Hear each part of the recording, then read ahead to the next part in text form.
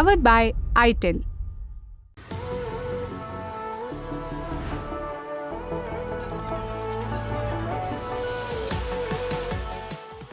Saudi अरब में इन दिनों एक इंडियन मूवी की खूब चर्चा है।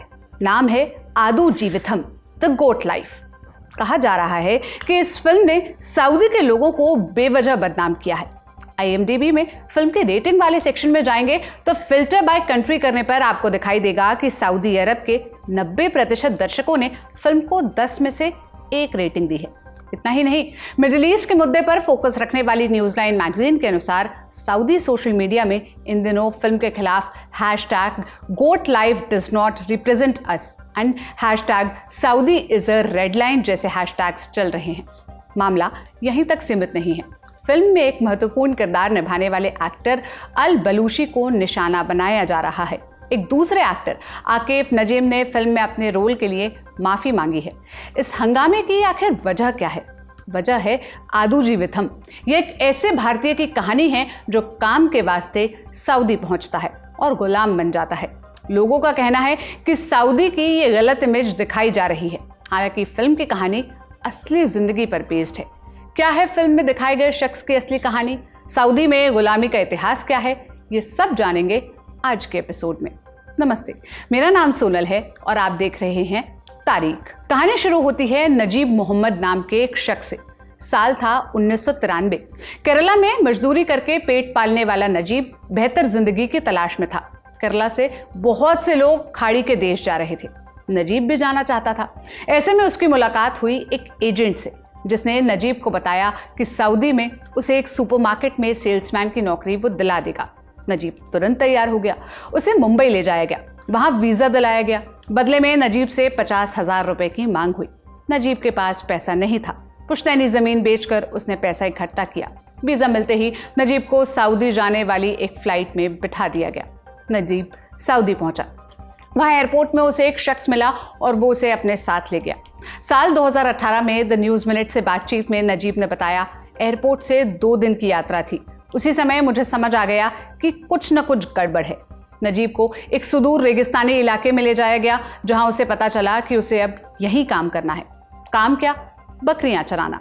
बकौल नजीब वहाँ उसके अलावा 2 और लोग थे, उसका बॉस और बॉस का भाई। वे लोग नजीब को बंधुआ मजदूर बनाना चाहते थे। उसका काम था हर रोज़ 700 बकरियां चराना। 2 साल तक हर रोज़ नजीब ने यही काम किया। बदले में उसे 1 पैसे सैलरी भी नहीं मिली। नजीब की हालत दयनीय थी। मालिक खुद टेंट में रहता था और नजीब को बाहर सोना पड़ता था। खाने को उसे सूखी ब्रेड दी जाती। बकौल नजीब ब्रेड को बकरी के दूध में भिगोकर खाना पड़ता था। चूँकि बकरियों को कभी नहलाया नहीं जाता, इसलिए उनके दूध से भी बदबू आती थी। नहाने की इजाज़त नजीब को भी नहीं थी। पहनने को बस एक लंबा लबादा दे दिया गया, जिसने नजीब 2 साल तक काम चलाता रहा उसे पहनकर। इस दौरान नजीब को दाढ़ी और बाल कटाने की भी इजाज़त नहीं थी। नजीब को रेगिस्तान के बीचों बीच रखा गया और उसे कहीं और जाने की मंजूरी नहीं थी। नजीब जब बकरियां चराने जाता तब भी मालिक बायनैकुलर से उस पर नज़र रखता। इतना ही नहीं, नजीब को हर रोज़ मारा जाता। नजीब के अनुसार उसके आंसू देखकर भी मालिक को दया नहीं आती थी और उसे डेली हाड़ तोड़ काम करवाया जाता। द न्यूज़ मिनट से बातचीत में नजीब बताते हैं, मुझे लगता था मेरी ज़िंदगी यहीं ख़त्म हो जाएगी। जब मैंने घर छोड़ा, मेरी बीवी प्रेग्नेंट थी। उनकी कोई खबर मुझ तक नहीं आती थी। नजीब इन हालात में 1995 तक बंधुआ मजदूरी करता रहा। इन सालों में नजीब ने किसी से बात भी नहीं की थी, क्योंकि उसे अरबी भाषा नहीं आती थी। बकौल नजीब मालिक उसे अपनी भाषा में बोलता था। समझ न आने पर कई बार वो गलती से सफ़ेद के बजाय काली बकरी उठा लाता और तब उसे और ज़्यादा मार पड़ती। नजीब हर रोज़ सोचता कि कैसे उसे मौका मिले तो वो वहाँ से भाग जाए। एक रात जब मालिक टेंट में सोया था, नजीब को मौका मिला। मालिक का भाई भी उस रोज़ वहाँ नहीं था, इसलिए नजीब वहाँ से भाग खड़ा हुआ। रास्ते में उसे कुछ पता नहीं चल रहा था, लेकिन रेगिस्तान में वो भागता रहा। कई घंटों बाद उसे पानी की एक धार दिखाई पड़ी। यहाँ उसे एक शख्स मिला। बातचीत से नजीब को पता चला कि वो भी मलयाली है और उसी की तरह फंसा हुआ है। नजीब ने इसके आगे भागना जारी रखा। 1.5 दिन पैदल चलने के बाद उसे एक रोड दिखाई दी। उसने हाथ दिया और किस्मत से एक भलमानस ने गाड़ी रोक दी। वो नजीब को अपने साथ रियाद ले गया। रियाद में नजीब को एक मलयाली रेस्तरां मिला। उसमें नजीब को खाना और कपड़े मिले। नजीब के कुछ जान पहचान के लोग भी रियाद में थे। नजीब उनके पास पहुंचा, मदद मांगी। दिक्कत ये थी कि नजीब के पास पासपोर्ट और वीज़ा कुछ भी नहीं था। सब पहले ही जब्त कर लिया गया था, इसलिए नजीब ने खुद को पुलिस के हवाले कर दिया। नजीब ने 10 दिन जेल में गुजारे। बकौल नजीब, जेल में गुजारे दिन तथाकथित आज़ादी से कहीं बेहतर थे। जेल में उसे खाना, कपड़ा सब कुछ मिल रहा था। वहाँ सोने के लिए बिस्तर भी मौजूद था। जेल में कुछ दिन रहने के बाद अंत में पुलिस ने उसकी स्थिति समझी और नजीब को वापस इंडिया भेज दिया। नजीब जब केरला पहुंचा, उनका बेटा 2 साल का हो चुका था। वो कुछ दिन घर पर ही रहा और 2 साल बाद उसे बहरीन में नौकरी मिल गई। इस तरह नजीब की कहानी कंप्लीट होती है। आगे चलकर मलयालम साहित्य के बड़े लेखक बेनियामिन को जब नजीब की कहानी का पता चला, उन्होंने इस पर एक नॉवेल लिखी, आदू जीविथम। इस नॉवेल को 2009 में केरला साहित्य अकादमी पुरस्कार भी मिला और ये इतनी फेमस हुई कि कई दूसरी भाषाओं में इसका ट्रांसलेशन किया गया। साल 2024 में इस कहानी पर एक फिल्म भी बनी जो मार्च 2024 में रिलीज हुई थी। इसी फिल्म से सऊदी में लोग नाराज है। मार्च में रिलीज हुई फिल्म पर अब हंगामा क्यों हो रहा है? दरअसल आदू जीविथम कुछ दिन पहले ही नेटफ्लिक्स पर रिलीज हुई है, जिसके बाद इसे देश विदेश में देखा जा रहा है। फिल्म की खूब तारीफें भी हो रही है, लेकिन सऊदी अरब में कुछ लोग इसे सऊदी अरब का अपमान बता रहे हैं। कहा जा रहा है कि इसमें सऊदी के लोगों को क्रूर दिखाया गया। देश के नाम पर भावनाएं आहत होने का एक अकेला मामला नहीं है, लेकिन फिल्म में जो कुछ दिखाया उसमें सऊदी अरब के इतिहास की एक ऐसी सच्चाई है जिसे अनदेखा नहीं किया जा सकता। एक किस्सा सुनिए। बात है 1957 की।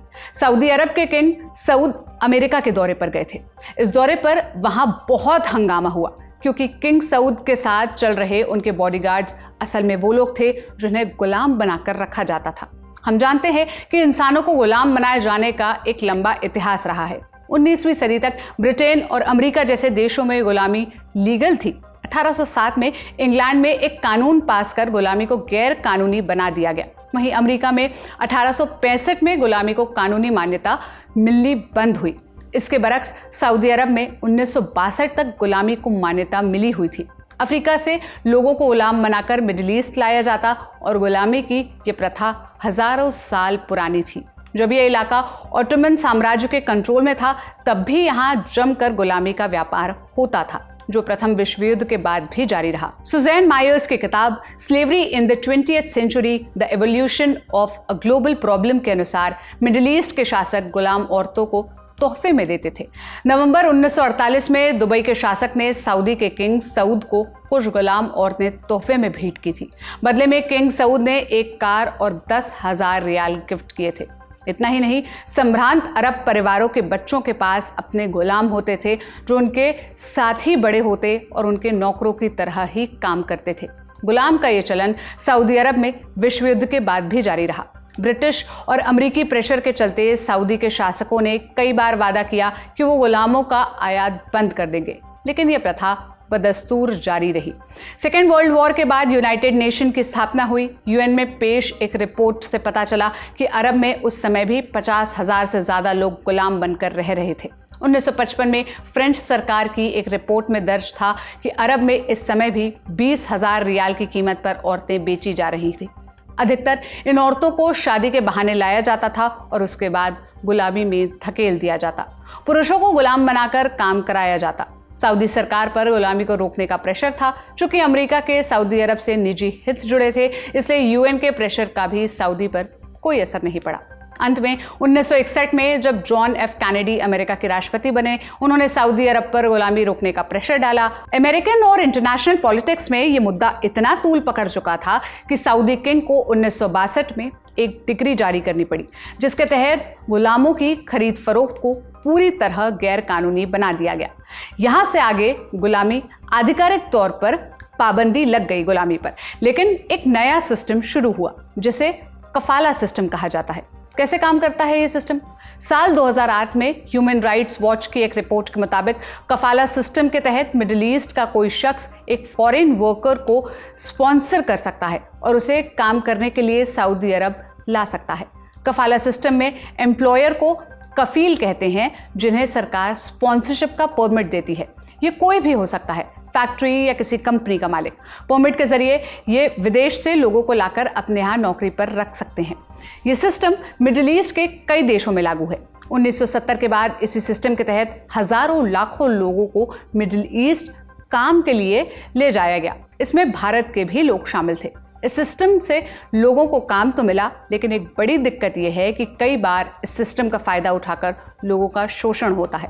अक्सर देखा गया है कि काम देने वाला व्यक्ति प्रवासी मजदूर के सारे कागजात, चाहे वो पासपोर्ट, वीज़ा या बाकी चीज़ें हों, अपने पास रख लेता है। एक तरीके से काम करने वाले मजदूर की जिंदगी का हर फैसला उसे काम देने वाले से जुड़ जाता है। इस ताकत का फायदा उठाकर लोगों से बंधुआ मजदूरी कराई जाती है और कई बार लोग अपने देश भी लौट नहीं पाते। ये दिक्कत हालिया समय में भी बनी हुई है। फ्रांस 24 की 2018 की एक रिपोर्ट के मुताबिक सोशल मीडिया के जरिए कई कफील अपने यहाँ काम कर रहे मजदूरों को दूसरे कफीलों को बेच देते हैं, जो एक प्रकार की दास प्रथा का ही रूप है।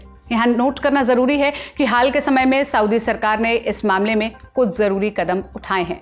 2021 में सऊदी सरकार ने कफाला सिस्टम में कुछ सुधार किए, जिसके तहत नौकरी देने वाले व्यक्ति और कंपनी का प्रवासी मजदूरों पर नियंत्रण कम हुआ है। निजी सेक्टर में काम कर रहे मजदूर को अपने मालिक की मर्जी के बिना नौकरी बदलने और देश छोड़कर जाने का अधिकार मिला है। तमाम सुधारों के बावजूद अब भी कई ऐसे मामले प्रकाश में आते रहते हैं। नजीब मोहम्मद की कहानी तो बस एक ही उदाहरण है। प्रवासी लोगों की जिंदगी का ऐसा पक्ष है जिस पर कम चर्चा होती है। बहरहाल, आज का तारीख यहीं पर समाप्त होता है। आपको कैसा लगा, आप अपनी राय कमेंट में बताइएगा। ये लिखा था मेरे साथी कमल जी ने, इसे कैमरे पर शूट किया जतिन ने। चूंकि निखिल जी छुट्टी पर हैं, इसलिए इसे मैं आप तक लेकर आई थी। शुक्रिया।